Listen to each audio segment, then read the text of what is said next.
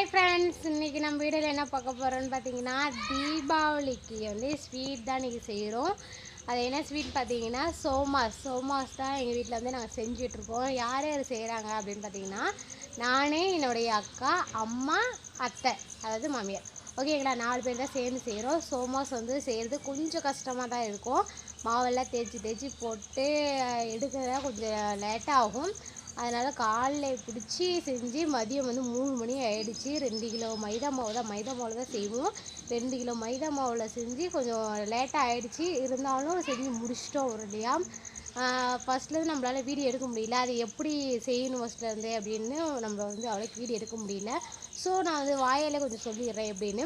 பார்த்திங்கன்னா, மைதா மாவு வந்து நம்ம 2 கிலோ மைதா மாவு நாங்கள் எடுத்துக்கிட்டோம். அதை வந்து கொஞ்சம் புரோட்டா பதத்துக்கே நம்ம நல்லா பிணைஞ்சி எடுத்துக்கிட்டோம். பிணைஞ்சிக்கிட்டு ஊறணும் அப்படின்லாம் அவசியம் எதுவுமே இல்லைங்க. இந்த அளவுக்கு தான் சின்ன உருண்டையை நம்ம பிடிச்சிக்கிட்டு சோமாஸ் கட்டை நல்லா மெலிசியாக தேய்க்கணும். நல்லா மெலிசியாக தேய்ச்சி சோமாஸ் கட்டையில் அதை வச்சு அது உள்ளார வந்து ஒரு பொடி வைப்போம். அது என்ன பொடின்னு பார்த்தீங்கன்னா, பொட்டுக்கடலையும் வெல்லம், சுக்கு, ஏலக்காய் இதெல்லாம் பார்த்தீங்கன்னா பொடி பண்ணிக்குவோம். பொடி பண்ணிவிட்டு அதில் வந்து ஒரு 1/2 ஸ்பூன் அளவுக்கு மட்டும் உள்ளார வச்சு சோமாஸ் கட்டையில் வச்சு நல்லா அழுத்தி விட்டிங்கன்னா அந்த ஒரு சேஃப்க்கு வந்துடும்.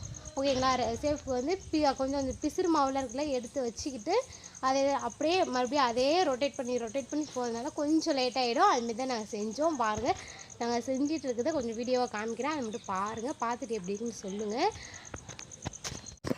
இப்போ பாருங்கள் ஃப்ரெண்ட்ஸ், என்னுடைய அம்மா, அக்கா, என்னோடய அத்தை 3 பேர் தான் இப்போ வந்து தேய்ச்சிட்டே இருந்தாங்க. நானும் தேய்ச்சிட்டே இருந்தேன். இது பார்த்திங்கன்னா ரொம்ப நேரம் வந்து இழுக்குங்க.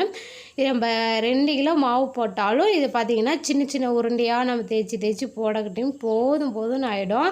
நல்லா ஜாலியாக பேசிக்கிட்டு நம்மளும் செஞ்சுக்கிட்டே இருந்தோம். பார்த்திங்கன்னா எங்கள் அத்தை பார்த்திங்கன்னா கையில் வச்சுருக்க அச்சில் வந்து இதுமாரி மாவு போட்டுக்கணும். இதுமாரி தான் நாங்கள் செஞ்சுட்டே இருந்தோம். ரொம்ப நேரம் ஆகிடுச்சிங்க.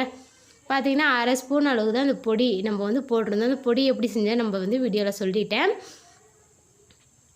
ரொம்பவே நல்லா இருக்குது. இதுமாரி நல்லா அழுத்திட்டிங்கன்னா இந்த இது அச்சு வந்து பார்த்திங்கன்னா கடையில் வந்து ரொம்ப கம்மி ரேட்டு தாங்க. பார்த்திங்கன்னா மீதி மாவு பார்த்திங்கன்னா அவங்க கையால் எப்படி வலிக்கிறாங்க பாருங்கள். இதுமாரி தான் வலிக்கணும், அவ்வளோதாங்க. நம்ம சோமாஸ் வந்து ரெடி ஆகிடுச்சு பாருங்கள். ஆல்ரெடி நம்ம வந்து அங்கே தேய்ச்சி நம்ம வச்சுருக்கோம் அந்த சைடு. இப்போ பார்த்திங்கன்னா நம்ம அடுப்பு பற்ற வச்சுக்கலாம். நம்ம வந்து தேய்ச்சி போடுறதாங்க கொஞ்சம் லேட் ஆகும். நம்ம இப்போ எண்ணெயில் பொரித்து எடுக்கிறதுல சீக்கிரமாக இருந்துடும். அதனால் நம்ம வந்து அடுப்பு பற்ற வச்சுக்கலாம். அடுப்பு பற்ற வச்சு அடுப்பு பிடிக்கணும். இப்போ பார்த்திங்கன்னா இதேமாரி தாங்க தேய்ச்சி நம்ம போட்டோம். இந்தமாரி தான் இருக்கும். அந்த அச்சு சொன்னீங்களா, நம்ம வந்து கடையில் போய் கேட்டிங்கன்னா 10 ரூபா 15 ரூபாவில் தான் இருக்குது. அதிக ரேட்லாம் ஒன்றும் இல்லை, 10 ரூபா 15 ரூபா தான். இப்போ பார்த்திங்கன்னா இவ்வளோது நம்ம தேய்ச்சி எடுத்துகிட்டு வந்தாச்சு. எண்ணெயும் ஊற்றி வச்சுருக்கோம். எண்ணெய் வந்து இன்னும் காயவே இல்லை. பார்த்திங்கன்னா இப்போ வந்து நல்லா காஞ்சிச்சு. என்னோடய அத்தை வந்து போட்டுகிட்டே இருக்காங்க ஒவ்வொன்றா. என்னோடய அத்தையும் அக்காவும் தான் இப்போ பொரிக்கிறாங்க. நான் வந்து வீடியோ எடுக்கலான்ட்டு வீடியோ எடுத்துகிட்டே இருக்கேன். ரொம்ப ஈஸியாக நம்ம செஞ்சு முடிச்சிடலாங்க. இங்கே பார்த்திங்கன்னா சீக்கிரமாக நல்லாவே செவந்துருச்சு.